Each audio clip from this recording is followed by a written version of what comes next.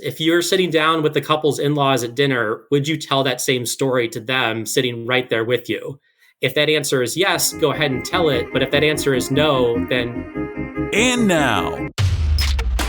Aye. I'm the captain now. Coming to you from the K2 Studios in San Diego, California. This sounds great. You sound amazing. I always sound amazing. It's the world famous Everybody's hitting off like BFFs. Kris and Kristine Show.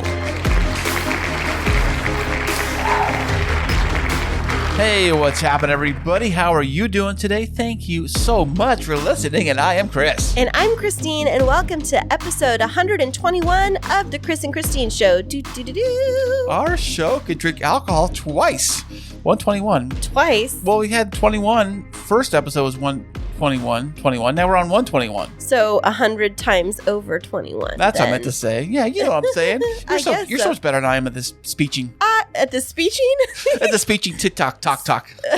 Okay, goofball. Well, happy Monday. This is like... Oh, my goodness. We don't normally podcast this late in the week. We normally release by Sunday, but there's a reason, and we'll get into it in a little bit, why we delayed just a little bit today. You know, today is... yesterday was Daylight Savings Day, or Daylight... What is it now? Daylight... It's Daylight Savings. Are you sure? Yeah. What's it go the other way? It's not Daylight Savings, something else, right? It's Daylight Savings ends. Daylight Savings begins. All I know is that we had It's Daylight Savings. Spring forward and fall back with the clocks. So we get an extra hour of daylight. Right. An extra, not so much hour of sleep. You lose sleep. Yes, you do. But guess what today is? It's Monday. You just said that. It's Pi Day. Is it really? 3.14. Oh, I think like actual like cherry pie or like people pumpkin eat pie on Pi Day, but it's because it's like the mathematical equation for pi, 3.14. Listen, I didn't know that growing up in school. So what does it mean? 3.14? What's that mean? 3.14 is pi in math. So you eat pie in class? No, well, that's what a lot of teachers do just to make Pi Day fun. Right. So because there's nothing fun about Pi Day, right? Well, Pi Day activities 3.14. What does it mean? What does he do with that? I just told you, March 14th, 3.14 is the same number for pi, 3.14. It is? Mine just got blown. You're dingbat today. Wow, check that out. Anyways, so do you know what else it is officially? It's Kristine's birthday week. It's my birthday week. Kristine has a birthday cut off this week. I sure do. So what's in the plans for my birthday? Fantastic stuff. Like what? A bunch of fantastic wrapped up with a big fantastic bow. That means diddly squat. Because the question is, Kris, have you planned anything for my birthday? I have planned your birthday. Of course I have, babe. Come on now. No, you haven't. What kind of husband would I be if I didn't plan? Don't make me answer that. You have a birthday on the 20th. Don't make me answer that because you planned nothing. I, on the other hand, have planned everything. Oh, you did? I did. Well, I'm going to have to cancel my plans I had for you and go with yours. What do you got? I know. So why don't you get on the phone? Oh, wait. You didn't plan anything. Oh, I have to call all these people, cancel these private jets, cancel this yacht I had booked. I know. Private chef and the private island I booked for us. But don't worry about it. I'll cancel all that stuff. We'll go with you had instead. Thank you. I would like it to be a little bit more low-key than what you planned. Yeah, I mean, I had everything planned. But go ahead. Is it refundable? I don't know. Maybe. I mean, I did put the house up for collateral, but whatever. But what's money? Yeah, that's right. Who cares? But whatever's important is that it's your birthday and we're going to have something fun on your birthday. Well, we are going to have something fun on my birthday. So it's going to be a very fun day. I think I'd mentioned this before, having a branding photo shoot done for me for my business. You have, and you did. Yeah, so I'm having the makeup artist come over in the morning. She's going to be here around 11:30, I think, on Sunday. And she's going to do my makeup, and then I'm going to go get my hair done. And then leave here to get your hair done? Yeah, I'm going to leave here to get my hair done, and then I'm going to come back. And when I come back, the babysitter will be showing up because I hired a babysitter for us. Him or her? What's her name? Her name is, I think it's Haley or Leah. I have to look it up. All right. But I went through care.com. I've been thinking that we need to start having more time for dates because, I don't know, we just really don't really get time out together. And I don't mean that for people to feel bad for us, but if you think about I'd say you can feel bad for us. Well, we work a lot during the week and then we have kiddos all weekend, which I know is a lot of people, but it's really important, especially because we're still technically newlyweds and we never get to go out on dates and kind of feel like old people. I know, quick falling into that old person rhythm, where it's like Right. work, sleep, back up, work again. And it just makes us cranky. So I asked myself, what did I want for my birthday? And I want quality time with my hubby That's on my me. birthday. Ta-da!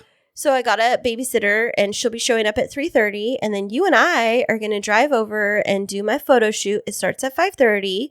And I asked if you could come with me. I don't know if you're going to get to hop into any of the photos, but I know you went and got a haircut today. I did, just for the photo shoot. I'm like all styled up. I know. So I think you're going to Shout out to Supercuts, by the way. Yeah, I think you're going to figure out how to get your way into my photos. But Photobomb in the back. Peace sign. Hey. And then we need to make reservations for dinner because we have a babysitter until 10:30 that night. Can you believe that? Late. I know. They're actually going to put the kids to bed and we're going to get to come home and just enjoy my birthday. Oh, fantastic. Is that okay? Hey, I just wanted to spend time alone together. That is my love language, by the way. Spending time with you is my love language. And it's not that I don't want to be around the kids. I love our kids. It's just that I've been working a lot. And so if you've been working a lot, and especially since your work is going to start putting you on overtime, I think it's really important that you and I get to slow down and take time to connect together. And I thought it would be really fun. You always talk about wanting to be part of my wedding business and doing stuff with me. And so I was like, well, I'll get us a babysitter so that you can come and be with me for my photo shoot. Oh, that's very, very sweet. Hey, speaking of that, going back to the original thing you said about having your makeup all done at, was it 1 o'clock? No, 11:30. 11:30? Are they doing it here or are you going somewhere to do that? They're coming here to do my makeup in the morning. How many people? How long will it take? What are you saying about me? It takes one person to do my makeup. Do you think that it's going to take that much to make me look beautiful? Listen, do I think I know how this stuff works? I don't know how this stuff works. I just thought I'd have a crew and a full-on team. Like a jackhammer to jackhammer off the fugly? Like a pit crew or something. You come through. No, I didn't know how it worked. I thought maybe it was one person comes over here. Yeah, her name's Bonnie. She did my makeup for our wedding. Okay, so Bonnie comes over here and she does your whole makeup thing. How long does it take to do that? I know that in Hollywood it takes a long time. Like hour and a half. An hour and a half? Yeah, because she'll do lashes for me and she'll take her time. Do you have a makeup chair you sit in? She bring a chair? She brings it. Really? Yeah, she brings the whole setup. So we're going to use our coffee table that's in the sitting room, the one that lifts up. That whole surface, she'll have all of her stuff on it. So you're doing it in there. Uh-huh. Now, what is your go-to makeup get ready music? Oh, that's a really good question. Do you have makeup music? No, but I need to create a playlist for it. But you know what I would love on that day is if you are totally like my paparazzi. So if you're with the Instagram, taking stories, videoing it and sending it to me and documenting my birthday. But you can't look at it while you're in the chair. No, but I want you to take little stories and then you could send it to me because then it's for my whole crew, my K2 or not my K2, my Kristine Smith Designs followers that they can have a day in the life of Kristine Smith, her birthday / branding photo shoot day. Oh, okay, great. Now what is that website again, by the way? Oh, my website, it's KristineSmithDesigns.com, and that's Kristine with a K. There you go. And you can find me on Instagram at Kristine Smith Designs. And I have been getting so many followers over the last 2 weeks. It's crazy. No way. Yeah, I think I have 60 or 70 new followers over on Instagram, real people. Really? Not robots. Not robots. No, not robots, real people. Oh, that's fantastic. It's funny. I just mentioned this the other day on a post on Twitter on a Kristine Show Twitter page, which is at K2 Show San Diego. I posted, I said, hey, please no more podcast promoters hitting us up saying that they can promote our podcast for us. Get us little followers and all that kind of stuff. You can't really purchase your way to the top. I know Instagram advertises that too. They'll say, hey, you probably get a lot of them too in your feed that say hey, we'll buy you X amount of followers or X amount of whatever. First of all, it gets you blocked on Instagram. Second of all, they're robots. We don't want those. Who gets poo blocked? They get you blocked? Yeah, if you buy followers, they'll block you on Instagram. No way. Yeah, Twitter too, I'm sure. Yeah, they'll deactivate your account.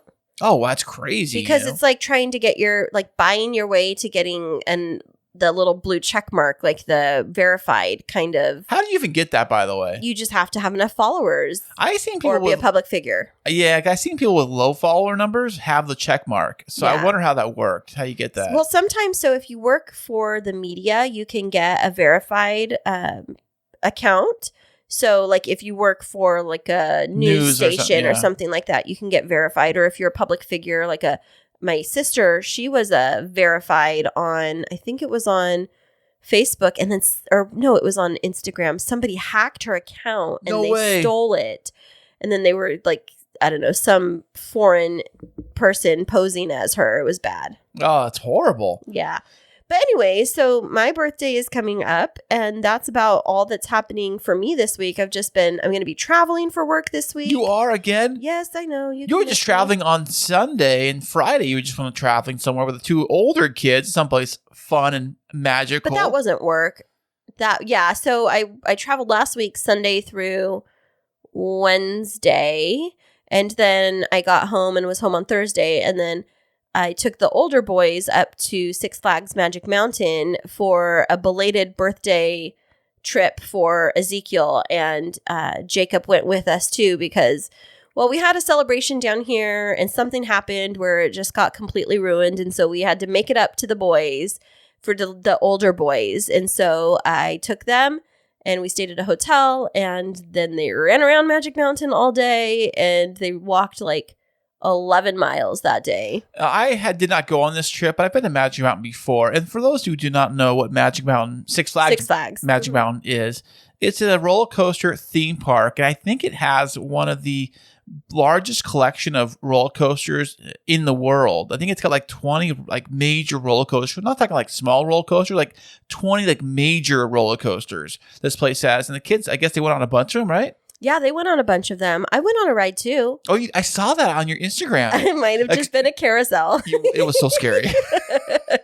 The carousel of terror. I know. I just was like, I like the little cushy, the bench that they have on the carousel, because I'd been sitting in the metal chairs and walking around, following the kids around all day. And I was like, I'm going to go sit down. And then I was like lounging. And then this mom and dad came and sat right next to me, and I was like, you totally messed with my mojo, because I was like ready to lounge and like take a nap and everything. You're gonna lay out on the whole bench? Why not? Like a homeless person, just take the whole bench, huh? Hey, not like a homeless person, like a person who was tired from theme parking. I guess so.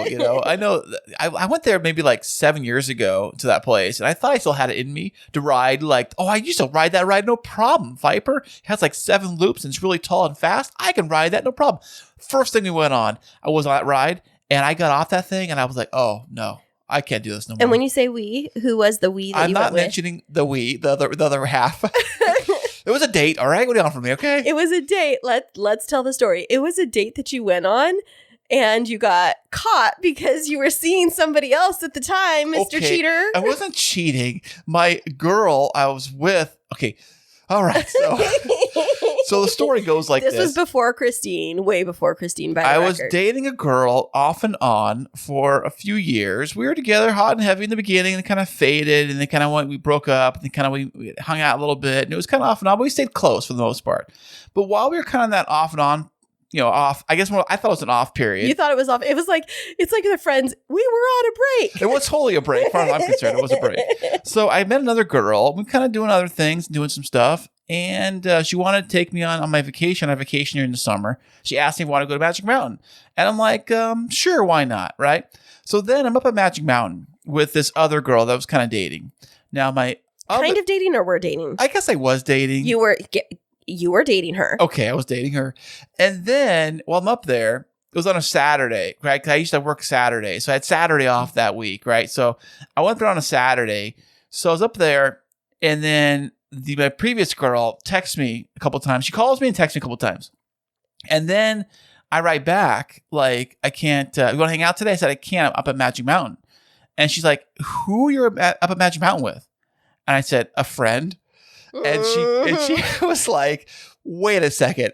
Are you there on a date? OMG. And then that was it. And I heard nothing. And then that kind of ruined my whole mojo the rest of the trip. So, yeah, well, that's what happens when you just try to dip your pen into too many inkwells.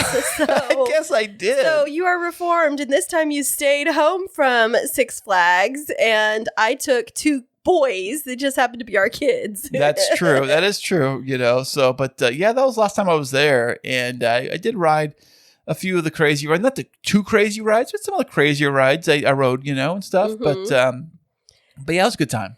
Yeah, I didn't go on anything other than the carousel. I took my phone with me and I had battery backup. And so I was doing some work for the business and just was there for the boys and spoiled them and then took them souvenir shopping at the end to bring something home for everybody. But yeah, it was just it's been a busy couple of weeks. But what have you been up to, Kris?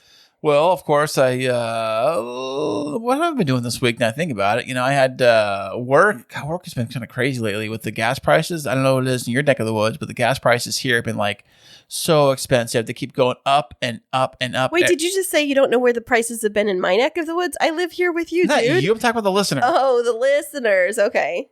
Yeah, hello. So the price has been so crazy that people have been really fighting for gas right now. I know that if you go to a Costco, I drove by a Costco the other night at like 8:30 at night. I didn't even know the place was even open that late.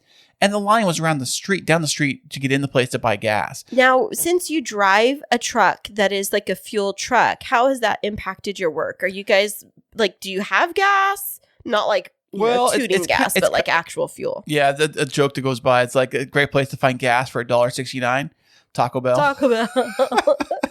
So, but no, gas has been kind of crazy. I think it's kind of weird. A lot of the crazy things have been happening in my work lately. It's like either we have gas or we don't have gas, or they're trying to save what we have for this or for that. So they're having us go to LA to get gas like every day this week. And it's I don't know what's going on really. It's been kind of a mishmash of trying to figure things out. And all I know is that they give me work to do. I do it. It's been kind of busy.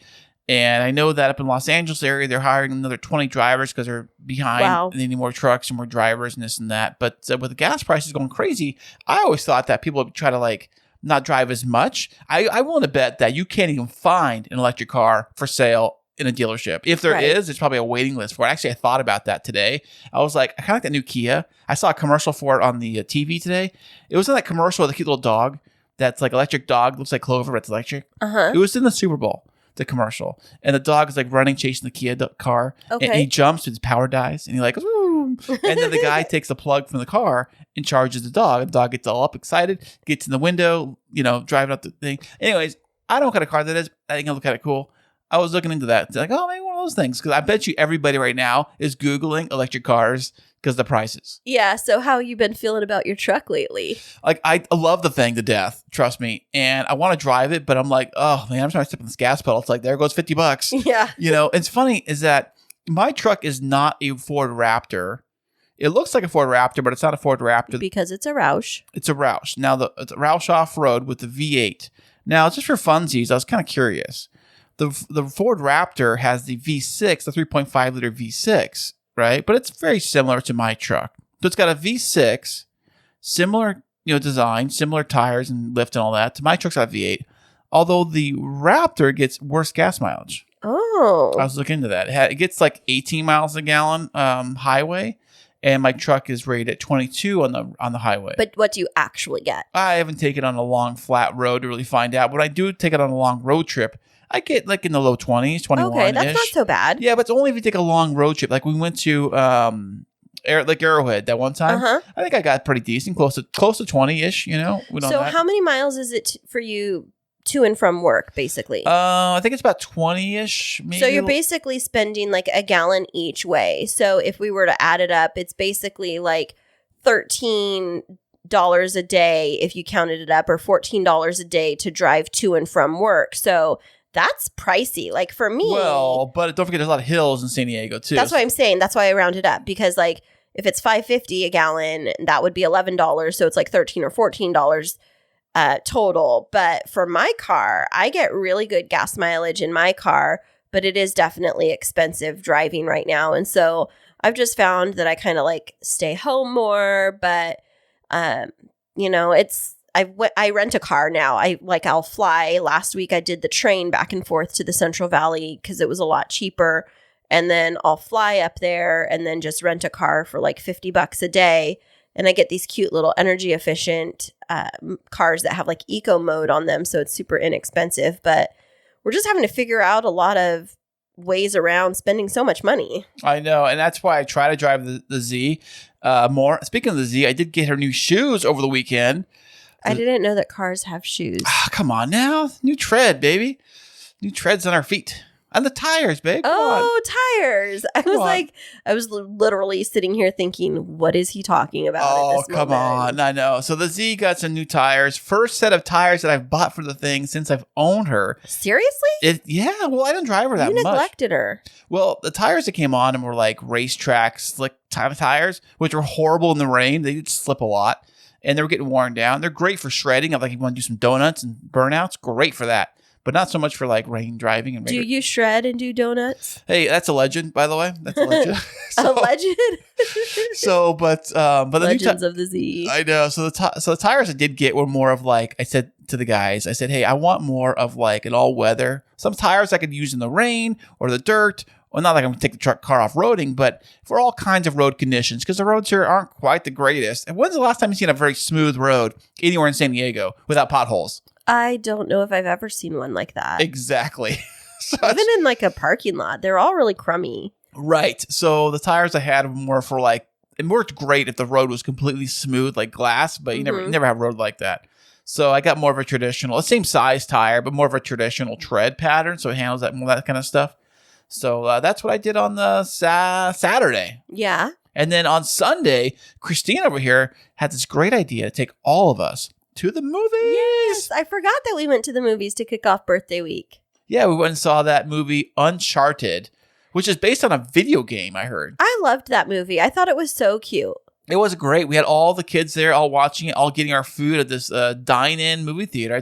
I never really did the dine-in theater before. I know you're so picky that when I've talked about the dine-in movies, you're like, I don't know. I don't like the idea of like sitting there and eating my food while I watch the movie. I thought it's kind of weird having like people bring you food. Like, hey, you're missing the best part. You bring your food to you, you know? But they did it right at the beginning. Oh, that's true. So how did you feel about it now that we actually did it in like the right environment? It was actually pretty good. The only complaint I would say, Oh, so you have to complain. Well, hey, when do I not? Okay, When do I not? You know what I'm saying?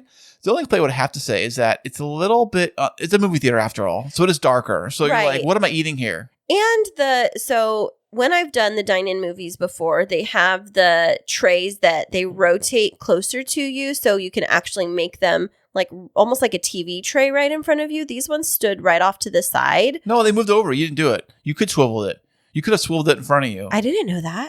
I was trying to make it work. It never did that. Yeah, I did that, but I didn't like the position of it, so I put it back. I tried to do it and it didn't do it for mine. But then this one over here is sitting next to me. You were sitting right next to me, and you're like, oh, my butt is getting really hot right now. And I was like, Kris, it's because they have automatic seat heaters on them. I bumped it somehow. Yeah. I was trying to find the button for the actual recliner button because it's a remote recliner switch. And you kept pushing all these buttons down here. I'm like, what button is it? And then I'm like on fire. I'm like, what's going on here? But it was really nice to have a weekend where we can relax. I mean, I know that I had the boys and I was super busy on Saturday with them. And then we had a low-key Sunday, but that's because I had no weddings this past weekend. You know, weddings are great. And one thing I love about weddings is that I bet you this happens a lot is you get like the best man speech. It's just like drunk and like, hey, let me tell you about Joe. Oh. Joe and I go way back. Remember the time in Vegas? Hey, and that one girl, what was her name? Sheila? I will tell you, I have definitely some stories about wedding toasts and wedding speeches. And if it was up to me, I would have a requirement that all of my people that are going to give toasts at a wedding go through some kind of a class before they're allowed to give it. And speaking of that, we have a fantastic guest this week who's going to tell us all of the secret tips about how to give your best speech and toasts. And he's going to be back with us right after this. Hey, thank you so much for being a loyal listener of the Kris and Kristine Show. And as that you are a loyal listener, we have a very fun opportunity for you to get involved with the show. Ooh, tell me more. If you like to get exclusive content you can't get anywhere else and to receive free merchandise shipped to you every single month. Ooh, I want that. Then head over to patreon.com/The Kris and Kristine Show. That is patreon.com/The Kris and Kristine Show. And welcome back, everybody. Today we have another fantastic VIP guest. He is a speechwriter and an author. Welcome to the show, Eddie Rice. Thank you. I am happy to be here. Well, the crowd loves you, Eddie. Thanks for showing up, buddy. We appreciate it. That's what it sounds like. Yeah. Now, how was the ride over here on our personal private jet? You are the first of our guests to ride our personal jet over here. Oh, it was absolutely wonderful. I'm glad that you guys are doing this for all your guests. Yes. And, we hope that the bottle of Dom Perignon was to your satisfaction. Of course. Well, hey, who was the pilot today? Was it Joe or was it Bob? Because we kind of alternate our pilots from time to time. We just, got to give all of them a little bit of work. But in all seriousness, Eddie, where are you joining us from today? I'm from Cleveland, Ohio. Cleveland, Ohio? Wow, go Browns, huh? Oh man, every year it's the same story. This is going to be the year. This is going to be the year. And then, like in the Ron Howard voice, it was not the year. Well, Tom Brady just came out of retirement, so maybe he's going to join the Browns? No. No, I don't think so. He's with the Buccaneers. Yeah, he's going back over there. Well, at least you guys still have your team. I mean, San Diego, the Chargers decided to take off and leave. I know, right? LA Chargers. Yeah, now? very sad. It is. I mean, what are you going to do, Yeah, at least you're stuck with you. Ours just abandoned the city altogether. Well, we appreciate you joining us here. We know that this is a late evening interview for us. We typically don't interview this late, but it must be even later for you. What's the weather like out in Cleveland right now? It finally cleared up. So we have a few seasons in the spring. We have what's called fake spring, and it's second winter, and then it's real spring. Oh. So we're finally into real spring. We're pretty sure that we won't get another snowstorm in March. Oh, that's so funny. So you're pretty much out of the clear for as far as snowfall goes, you think? We think so, but I say that now, and I've probably just jinxed the whole city. So, we'll see what happens.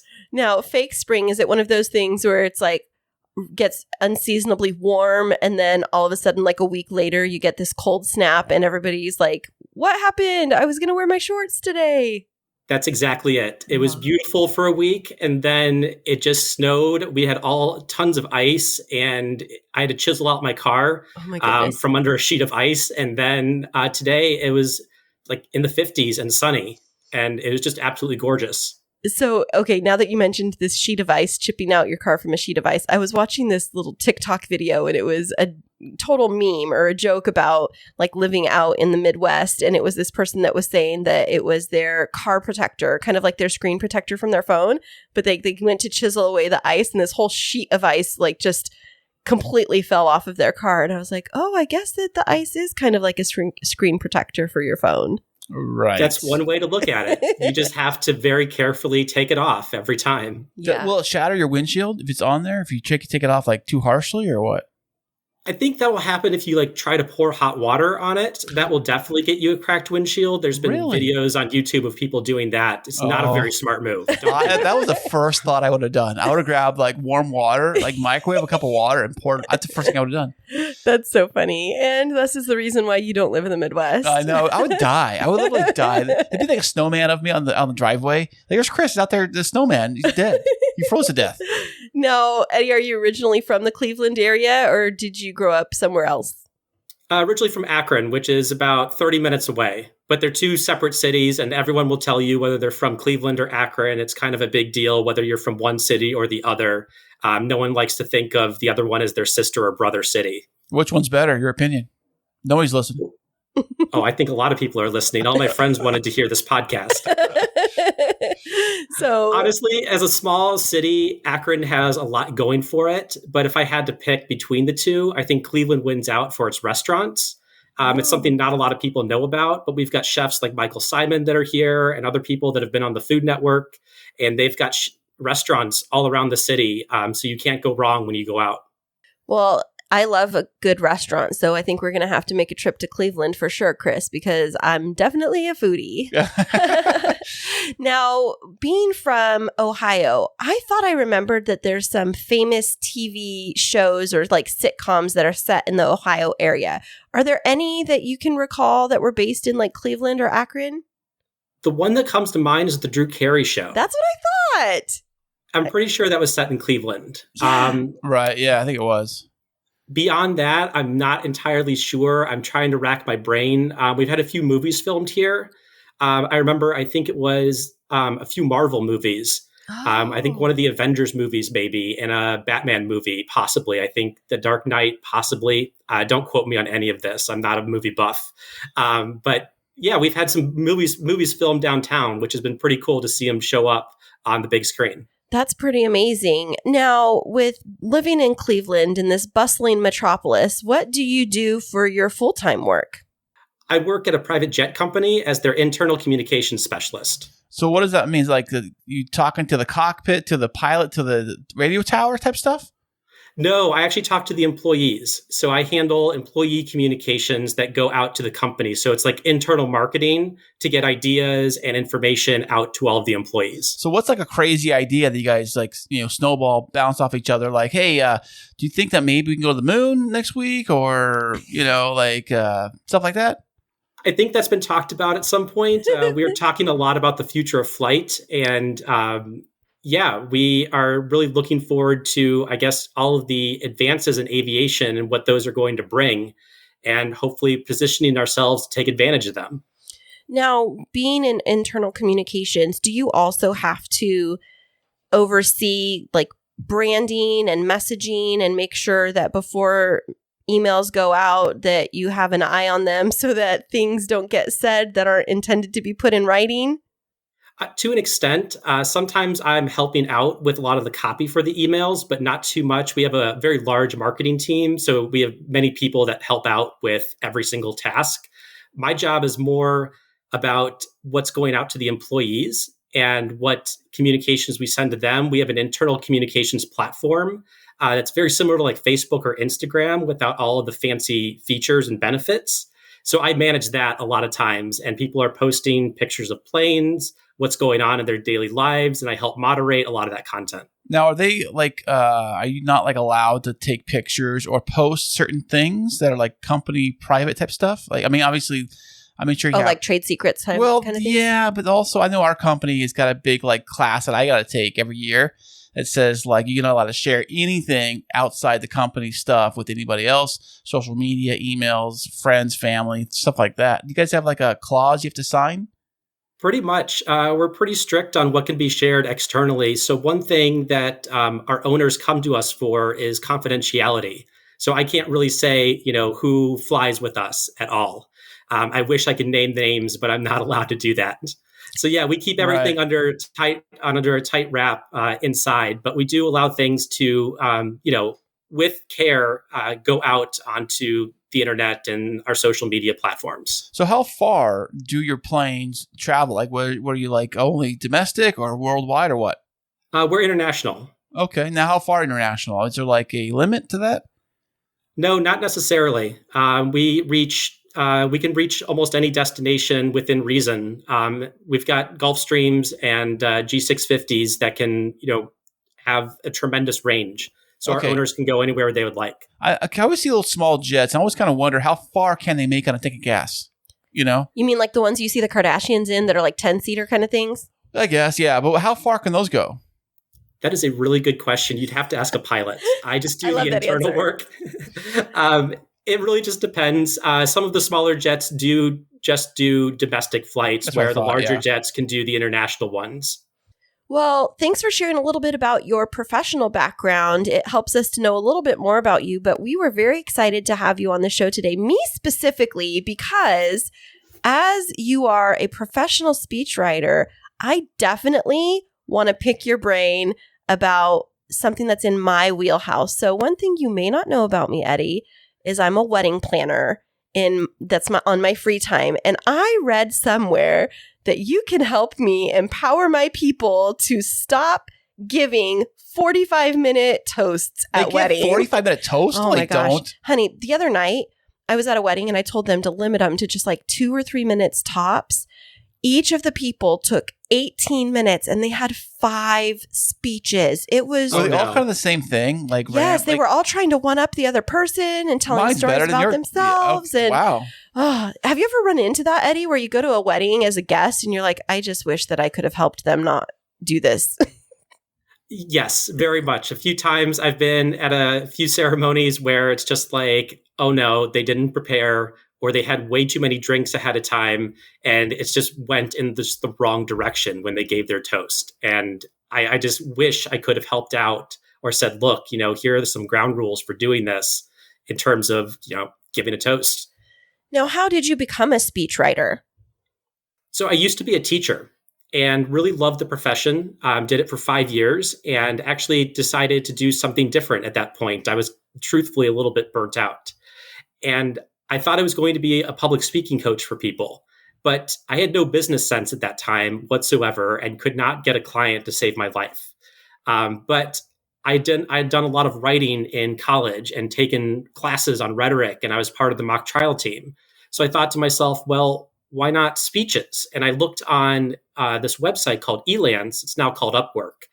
And at the time, they had people posting that they needed speeches written. So Oh, I thought, wow. well, why don't I try this out? Let's see if they go for my pitch. I've got nothing to lose here. I did a few pitches and got a few clients as a result. And then probably shouldn't tell Upwork this at this point, but I got those clients to join me offline, and I started working with them privately. And from there, it snowballed with referrals coming back to me. I taught myself how to put together a website, how to do SEO, how to do content marketing, and it just grew from there. That's amazing. And so now, how many speeches are you writing annually, do you think? It really depends on the year. COVID was an anomaly, mainly because it shut down so many events. So I couldn't write speeches for those events. But once everyone started to be a lot more comfortable with having events after COVID, I would say I write anywhere from 25 to 50 speeches in a year. Oh, wow. So Eddie, when you write a speech for somebody else, how do you do that? Like, how do you take that on? Because you're not them. So how do you figure that out? Exactly. And that's probably one of the biggest questions my clients have for me when they come to me. They're just like, how in the world are you going to get my voice? How are we going to do this? And I say, look, it's a partnership. What we do is we start with a brainstorming questionnaire that I have pegged to different types of speeches. So if it's a wedding toast, a keynote speech, a TED Talk, whatever it is, I've got questions ready for that client. They fill out that questionnaire. We talk on the phone and go through those answers in depth.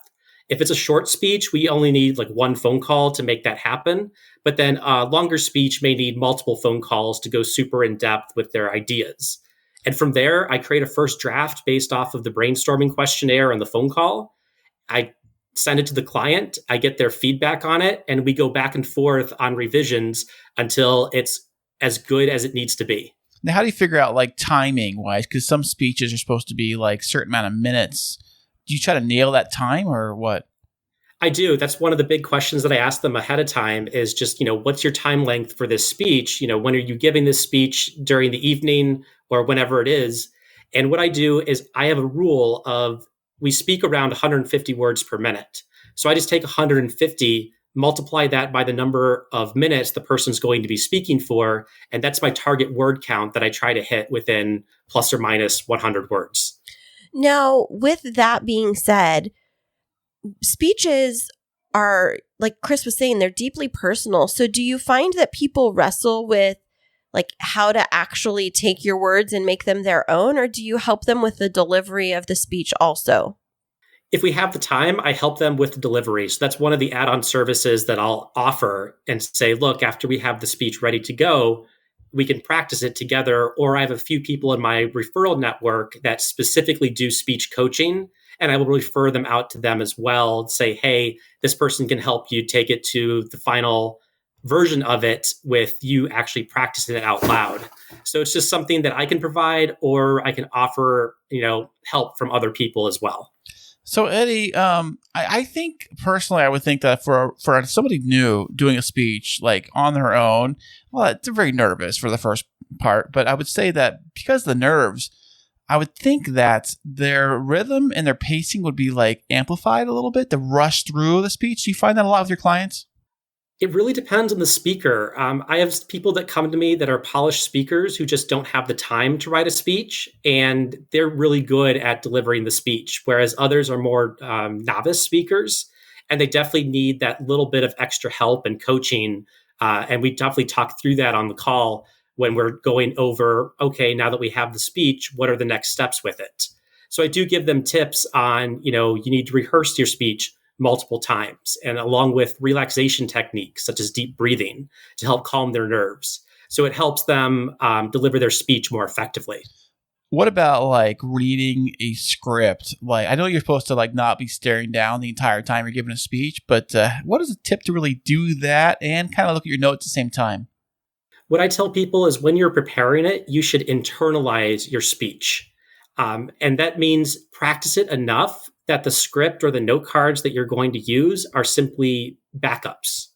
Or I give a tip called scaffolded memorization, where you take the whole speech itself, practice it multiple times, then you rewrite it in outline form.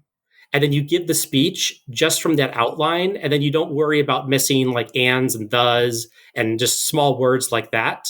And then you give it again with a shorter outline until you are down to just a skeleton. And if you can give the speech from there, you've internalized it by that point. That makes a lot of sense. Now, when you are working with developing a speech, do you come across people that like their reason for coming to you is just because they're afraid of public speaking? It's partly that, and other times they just don't have the ideas yet. And that's where my brainstorming questionnaire really comes in, is it really helps get the ideas flowing.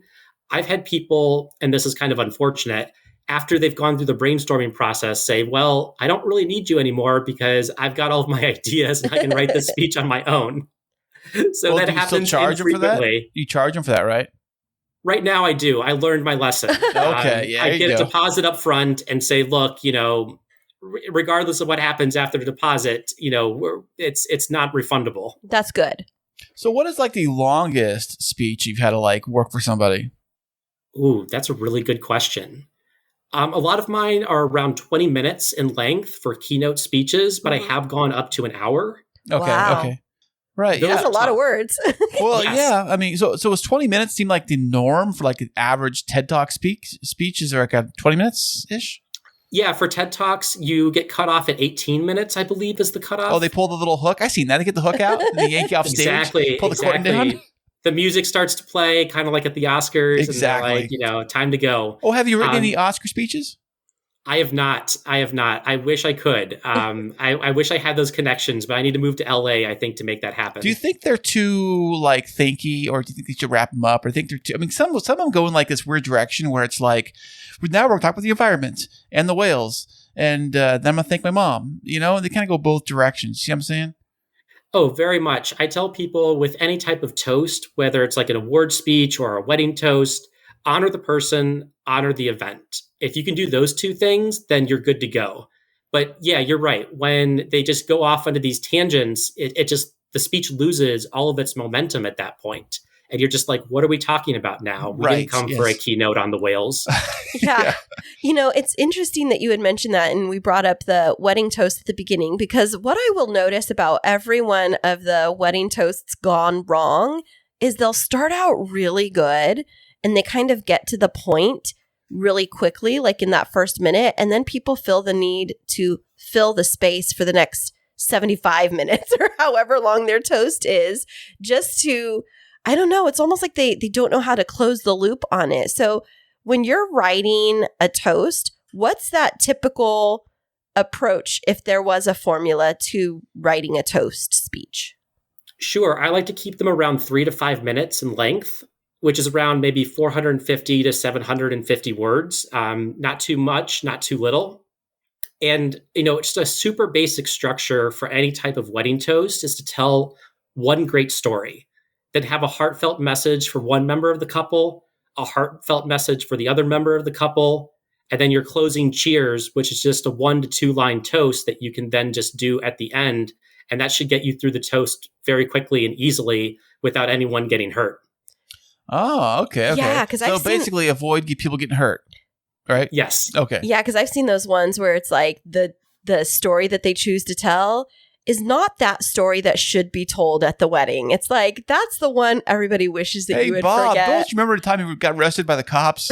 Or remember when you picked up that girl in Vegas? I've had that happen once, and it's like, not the time. Read the room. Yeah. I call it the in-laws test. If you're sitting down with the couple's in-laws at dinner, would you tell that same story to them sitting right there with you? If that answer is yes, go ahead and tell it. But if that answer is no, then, keep that for the bachelor or bachelorette night and don't put it out on the wedding night. Yeah, I would say also don't mention it in church. If you don't want to say it in church for everyone to hear, then I probably wouldn't say it. That's fair. Yeah. That's a great rule too.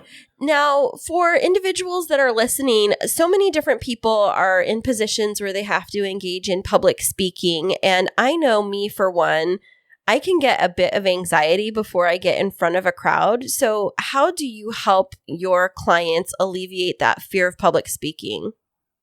It comes in a few ways. I think first is preparation. We get super scared when we're just not prepared to speak, whether it's like at the last minute or you just haven't ran through your speech enough times.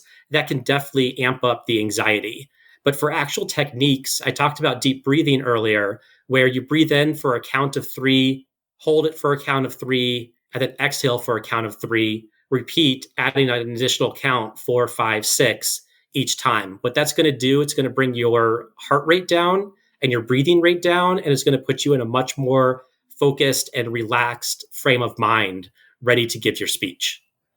That makes a whole lot of sense. And I can say that, like, when I am involved in any type of speaking, breathing is really important for sure. Very much. And it also can help you cut out the ums and the ahs. Very often people will fill the silence with ums and ahs trying to find their next thought. It's a podcast. You got a crutch for many. So instead, what I tell people to do is just in those moments where you're about to say it is instead, just breathe. Just breathe for a moment, take a pause, take a breath, and you'll be much better in terms of your effective delivery. But then you also won't have the ums and the ahs sticking out all over the place. And do you feel that that helps people be better conversationalists also, the more that they practice public speaking, that it helps them enter into the kind of unstructured conversations where small talk, that's the word that I'm looking for. I think it could definitely help. One thing that I've noticed is if you're maybe part of something like Toastmasters, they're a worldwide club that help people become better speakers. You start to learn how to tell better stories. And that's something that can definitely carry over into small talk and other conversations that you're having with people. Yeah, I heard that great storytelling is something that you really have to hone in on and really practice and really know the end in mind when you do tell a story. So what are the key points of telling a story? Like if you're going to tell a story, like a small talk storytelling, just for like 5 minutes or if not even that, what would be key points you have to really hit on that? Well, every great story has a beginning, a middle, and an end to it. But also great stories have conflict with them. They have a hero or heroine who has to overcome some sort of obstacle to get to their goal. If you have that in your story, you're going to be much better off in explaining what you're trying to explain rather than just telling a series of random events that happened. Like a lot of people do. Yes. As Kris is pointing at himself.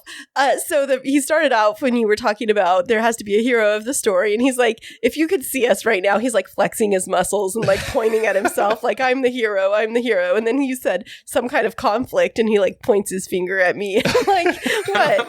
What am I? Like the queen of conflict? But then, getting to the point and not deviating, I think is something that it's a learned strategy, because the natural tendency for a lot of people when they're telling a story is to tell every single little detail. I get into that habit when I'm telling a story, and after like 10 minutes, people's eyes glaze over, where it's, you start off talking this beautiful story, and then 7 minutes later, people are like, what was the point of this? It's funny you say Right. that. My dad will say something like so obscure, and I say, what's the weather like that day? Like it doesn't matter, But that is a good point. You only want to tell the essential parts of the story. So you want to think about it kind of like a blockbuster movie, and you only want to have the key plot points that are going to move the story forward. Everything else is just details. And if you include tons of details, you're going to be up there giving it for way too long. Instead, it's better to pare back and just give the main highlights of what you want to talk about. Now, you've told us about your experience with speech writing, but how did you become this expert in writing speeches in general?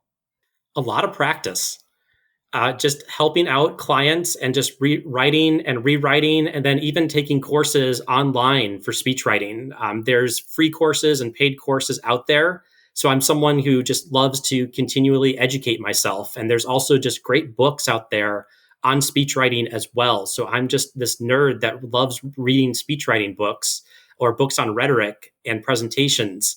And I just absorb that material and then try to apply it to the speeches that I write. So, Eddie, what would you say would be an example? What would have, like, say, like a bad speech versus a good speech? What are the main key differences that somebody would pick up on? Ooh, that's a really good question. I'm trying to think here. I know when he asked that, I was like looking at him like, that was a good one, Kris. Well, that's off the top of my head, all right? That's the best I got, okay? It's good. It's good. I think I can start with the bad speech. So I think of just most boring work presentations are just full of PowerPoints that are filled with text. Oh, yeah. It's just the lines and lines of text, and all the person is doing is just reading it, because the way they prepped their presentation was they fired up PowerPoint and they just started writing down their bullet points without any indication of structure, of having a main point, of telling a story.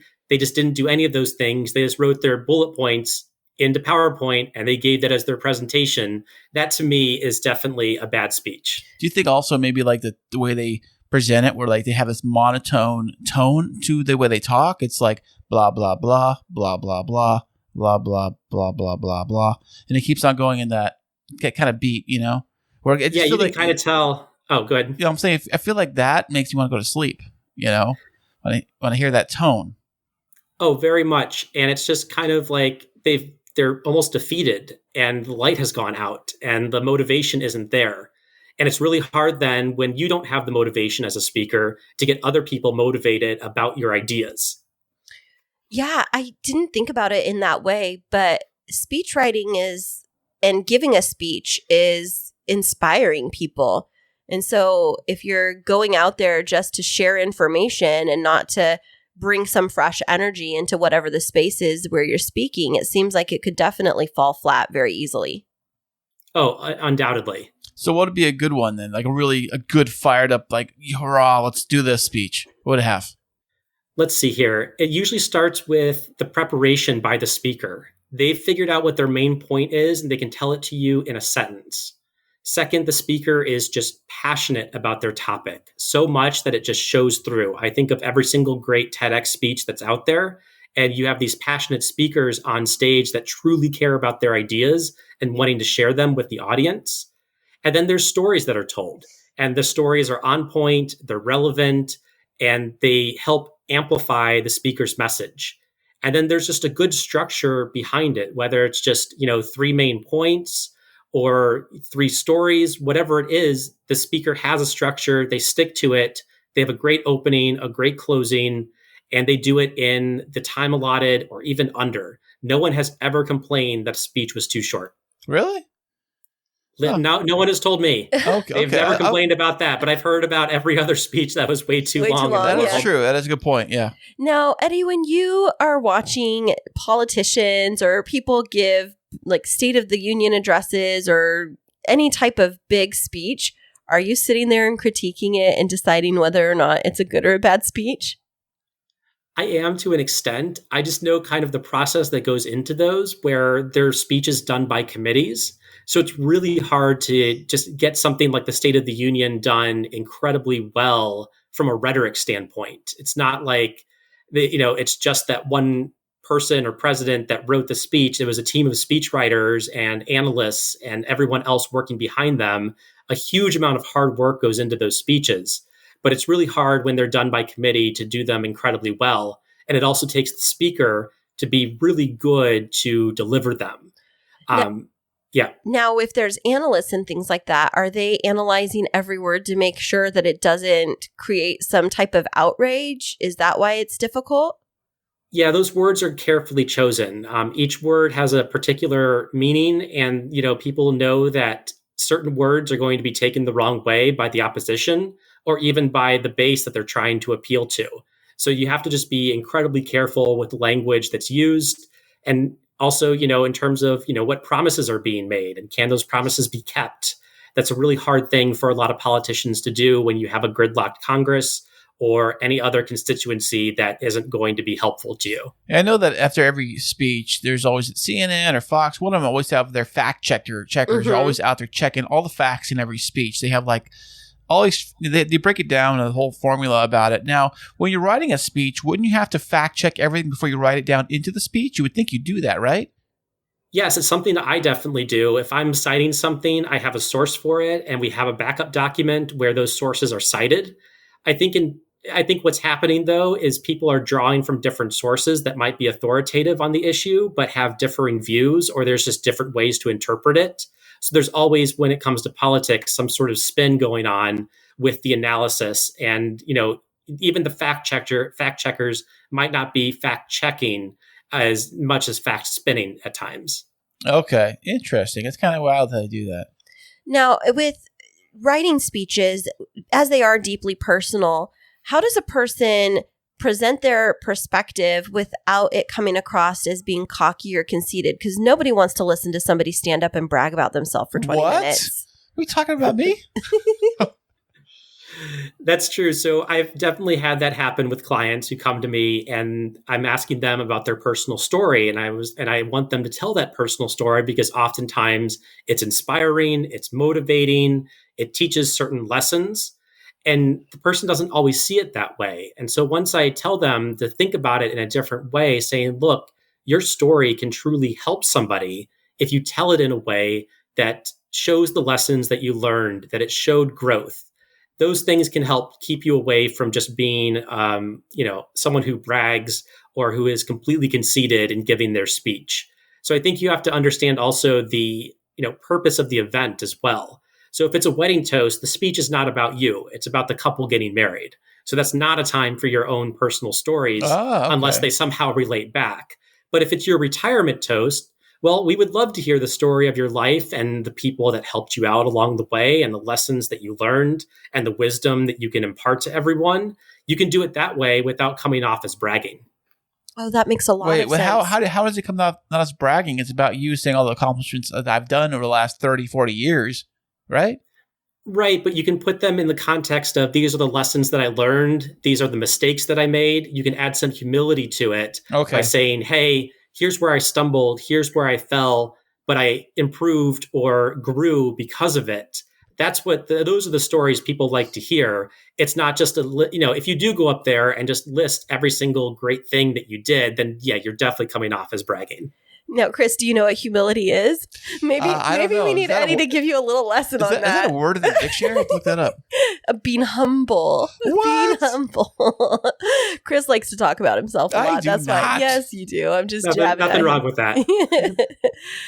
With your expertise in speech writing, Eddie, a little birdie told me that you have a big accomplishment that's going to be making its debut in the next couple of months, bringing all of this good learning to the people of the world. What is that big project that you're about to unveil to the world? Sure. Due out in April of 2022 is going to be the book Toast, Short Speeches, Big Impact. And it's going to be a book that's going to help you craft a toast for any occasion, big or small, whether it's a wedding toast, a retirement toast, an award ceremony toast, a birthday toast. This book is going to give you a 7-step method for putting all of your ideas together, from brainstorming to writing to rehearsing. All of the steps will be laid out. You can follow them. That's the exact same advice that I give my clients. I simply wrote it down in book form, and I'm really looking forward to having it out. Fantastic. Is this your first book you've ever written? It is. How exciting is this moment for you that you are right almost at the finish line of being able to bring this baby to the world? It's pretty exciting. It's been a work in progress for about 3 years. And it's been something that I've been doing off and on, and it's always been kind of hanging over my head. So finally, I was able to take a step back at one moment, create a better outline for it. And once I had that, I was able to finish the book. That's fantastic. And are you going to do anything special to commemorate the launch of your book? Any book signing parties or toasts that you're going to give? Yeah, there you go. Well, hopefully other people will give toast at the launch party. Ooh. But yes, I'm definitely planning. We've got a really cool wine bar on the east side of Cleveland that I'm planning to have the party at. That's exciting. And so I think that you should require all of your guests to read your book before they come and give toast. That would be so fun. I would do that, but I think the fear of public speaking would probably scare too many away. But I love that idea. So can you give any tips about your 7-step process? Maybe a little clues about what it's about? Sure. It starts with brainstorming your speech, just like we talked about earlier with the questionnaire. I have the same questions in there that I ask my clients, and it's going to get the ideas rolling. From there, it's about then creating an effective outline or structure for your speech. And I give multiple examples of different structures that you can use, whether it's basing your speech around one story or 3 stories or topics. I've got an outline for how you're supposed to do that. Then I have writing tips of just how to get that first draft written. I love just going away, finding a different place to write and sitting down and just writing it from start to finish. Oh, that's a good idea. Yeah. I find when I'm distracted by things, I can't get anything done. So it's easier if you change your environment to go write somewhere else. If that's your office, if it's a co-working space, Starbucks, a hotel room, whatever you need to do to get it written. I've got tips in there to help you write it. Okay, fantastic. So, he was only halfway through. I'm sorry. Go ahead. So, what are the rest of them, Eddie?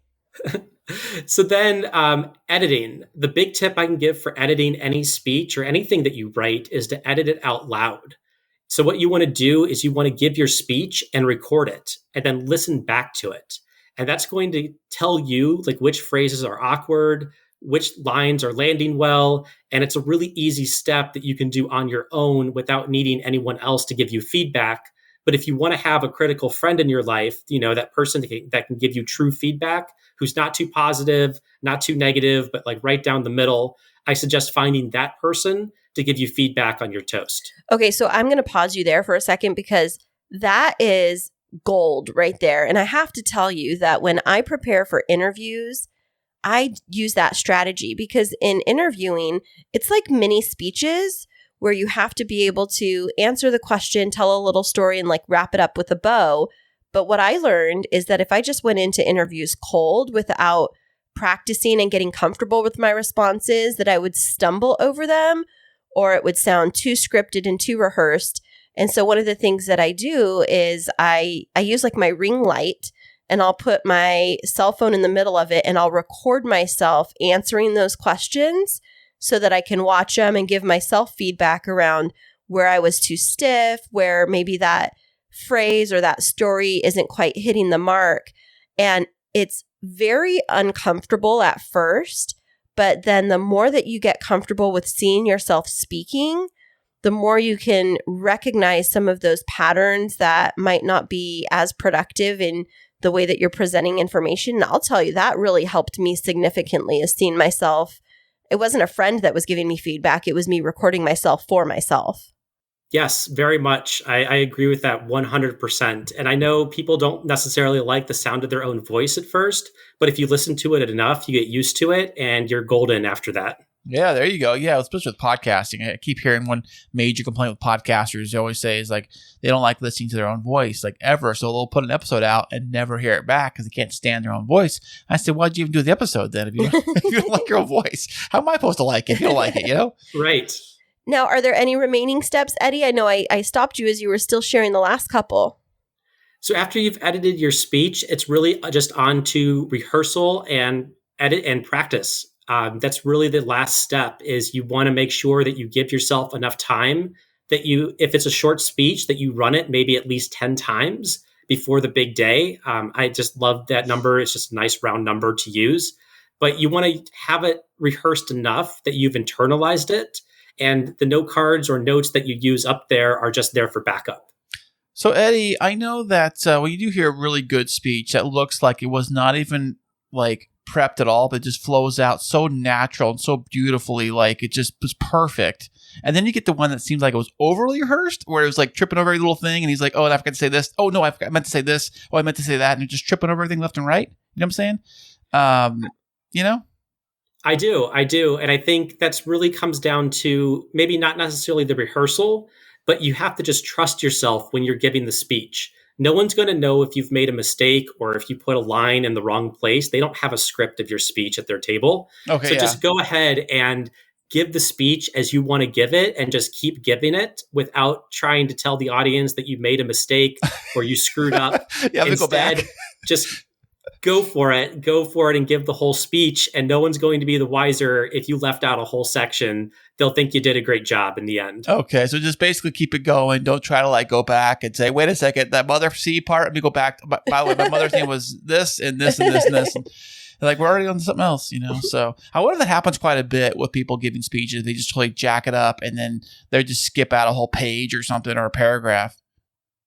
I think so. It does happen. I've done it myself when I've had to give speeches before where I had maybe 5 points to make and I made 4. And the audience had no clue that I missed the 5th point. But I didn't you tell lead them up with that I was 5? going to do 5 points. No, I just told them I've got these things to talk about today, and I did not tell them I've got 5 points and only hit 4. Oh, that's smart. Okay, I would have said I got 5 things and then 3 and like, where's the other 2? I don't know.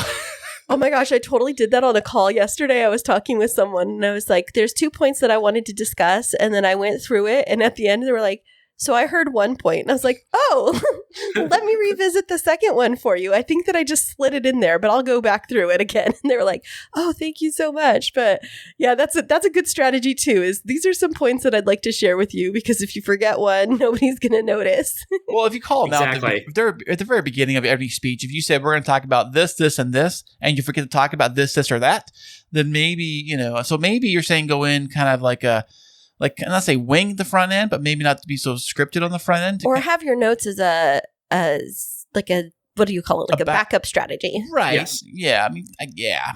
I'm more of an off the fly kind of guy, so I don't know. What you are, I could have never told, Chris. I know. You don't rehearse? You didn't rehearse all this? Of course not.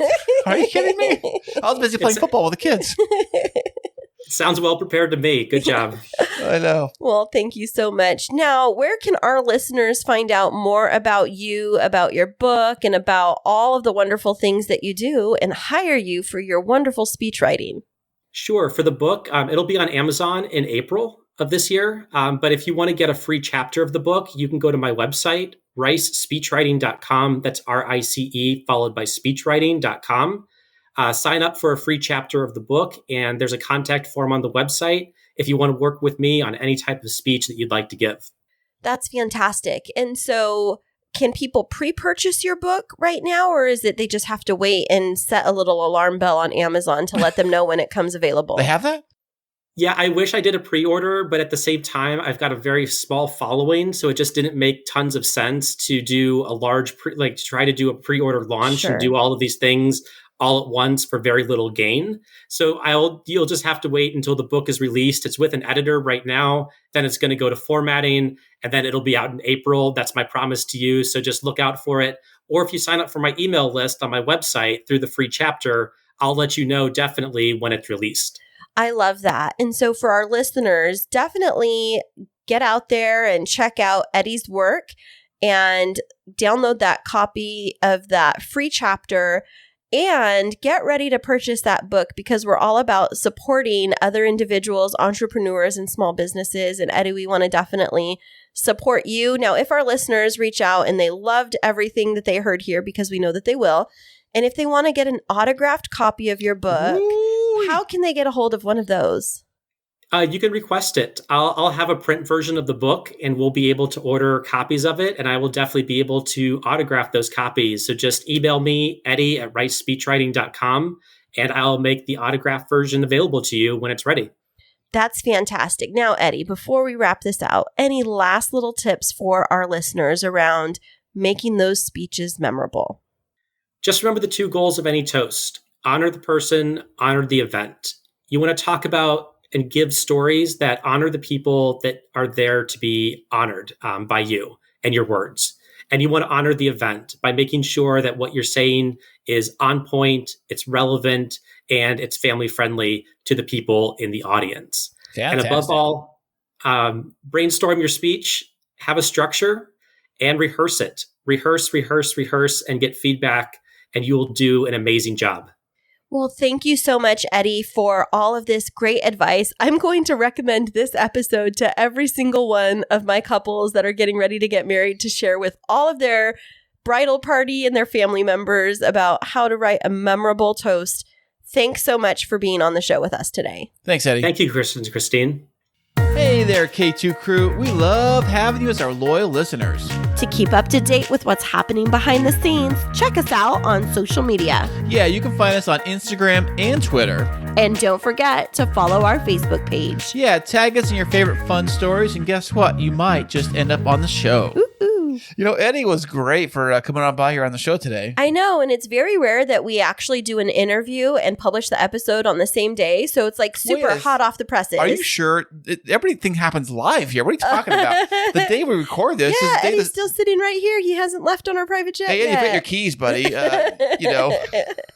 No, I really love it when it's so fresh, and not that we don't have it fresh all the time, but it's really interesting when we just get to do the interview and go right into the episode, I think. Oh, I know everything happens flow and fantastic. I love it. Yeah, absolutely. Well, Kris, where can our listeners find more about us? Well, you can always go to the website on the old interweb. That is krisandkristineshow.com. And what about on social media? Well, you want to go over to the old Twitter, tweet. You can go to at the K2 Show San Diego. Is that what it is? No, yeah. It's at K2 Show San Diego. And then what about on Instagram? Is it the K2 Show San Diego? It's the K2 Show San Diego. I love that. Yes. Well, or you just type in the Kris and Kristine Show on either or. I think it'll pull right up. And you don't even have to worry about spelling, because this man over here, he's like figured out how even if you spell our name with C's accidentally, that's for the website. Yeah, you can find us still on the internet.